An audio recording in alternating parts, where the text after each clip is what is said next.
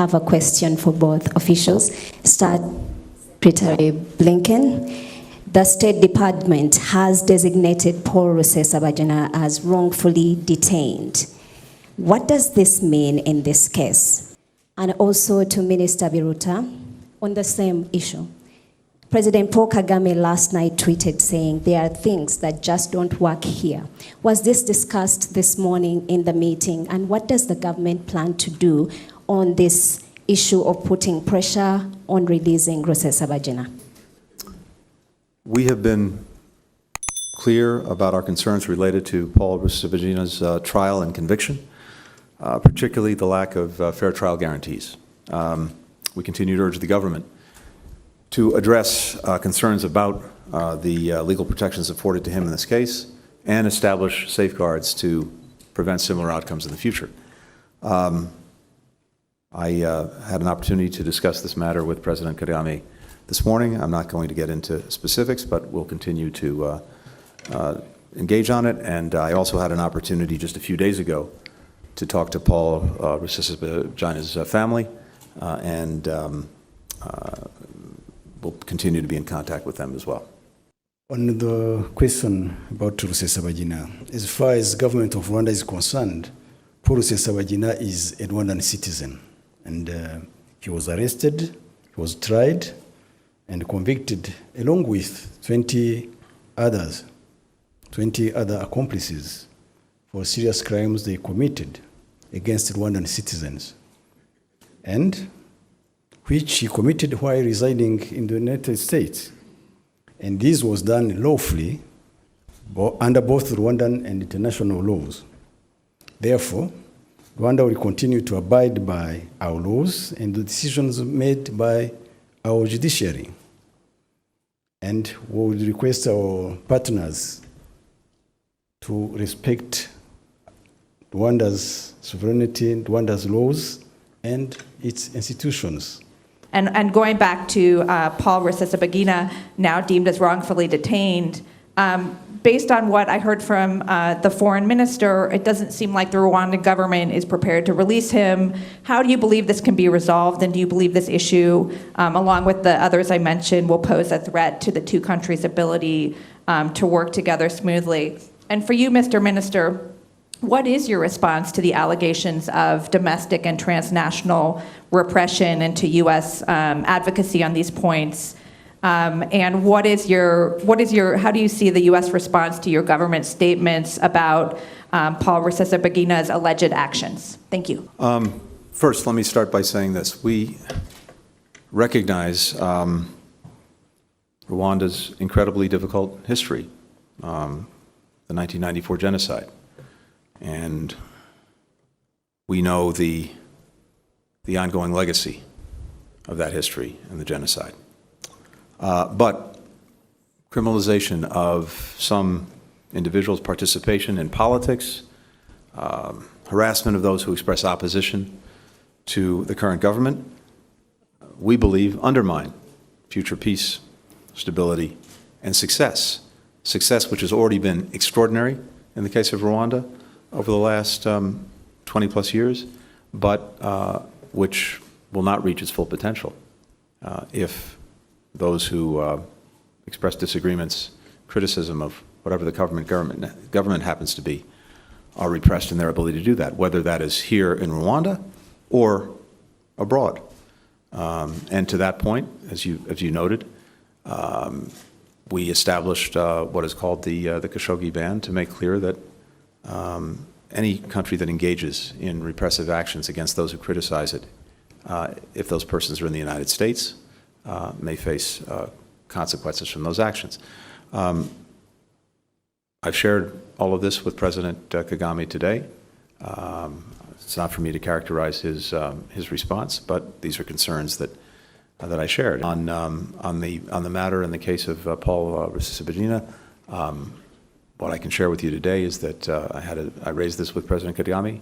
We had a discussion about it. I'm not going to, again, characterize that. We'll continue to engage, and I'll also follow up with the family. When Rwanda deals with people who commit crimes against our country and our people, we abide by laws, both national and international. We know some other countries have their own methods to deal with those kind of people, those criminals who commit crimes against their own countries. But as far as Rwanda is concerned, we do it in respect of our laws and in respect of international laws. Any other people could qualify these as international repression or whatever, but when we deal with people who commit crimes against our country, against our people, we abide by the laws, both national and international. Today, the United States remains the only country in the world that has deliberately refused to adopt the official definition of the genocide, the 1994 genocide against the Tutsi. Now, what's the logic behind this deliberate stubbornness of the US not adopting the genocide? Yet, as you said, you stand by Rwanda. When it comes to recognition of the genocide and the horrors committed, we've been very clear about that. I'll have an opportunity to visit the memorial in just a few hours, and to continuously take note, to take account of the almost unfathomable suffering of so many people that remains present in people's lives, and will continue to work at the United Nations for every appropriate recognition of history, even as we do everything possible every single day to make sure that that history is never repeated.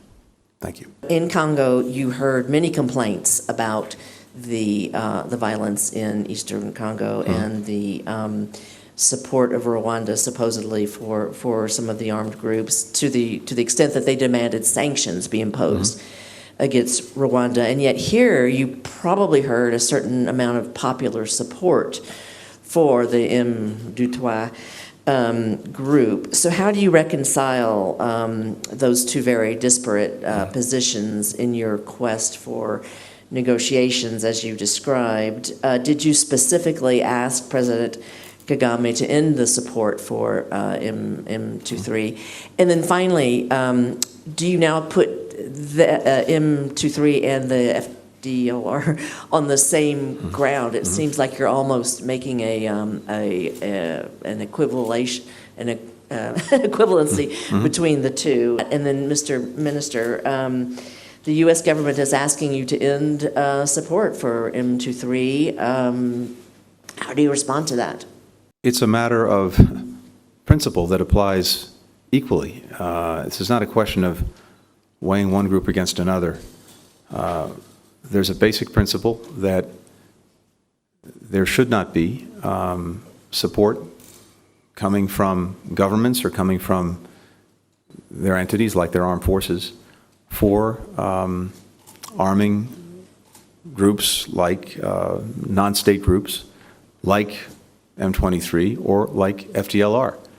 And that's a basic principle because to the extent that that happens, that's likely to perpetuate conflict and violence, not end it. Doesn't suggest one way or another equivalence between groups or some valuation, but the basic principle is very important, and it's very important here. And yes, I specifically raised that with President Kagame, just as I raised it with President Tshisekedi in the DRC. We also raised another principle, which is the territorial integrity of states and the need to protect that. And we also raised another principle, which is that leaders have a responsibility to speak out against hate speech, something that we've seen, unfortunately, increasingly in recent months with regard to the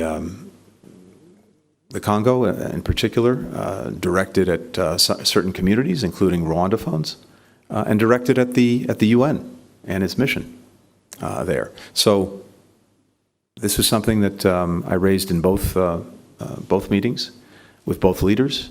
And the question, of course, is now turning principle into practice. Whatever government of Rwanda could do in DRC or in our region will be about protecting our people and protecting the territorial integrity of our country and its sovereignty.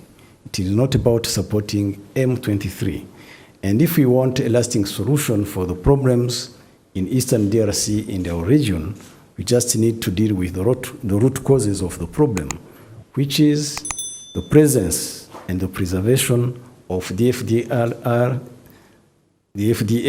in Eastern DRC and their collaboration with FRDC.